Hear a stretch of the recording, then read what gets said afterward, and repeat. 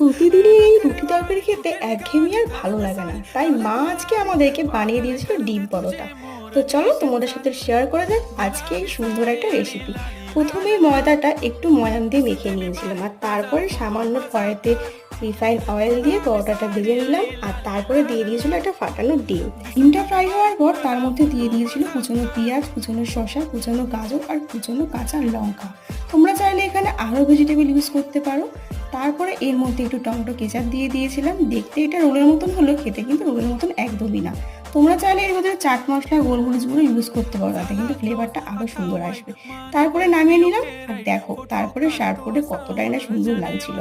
দেখতে এটা রোলের মতন লাগলে রোলের মতন কিন্তু একদমই না। আর হ্যাঁ, রেসিপিটা কিন্তু একেবারে 10 মিনিটের মধ্যে রেডি হয়ে গেছিল।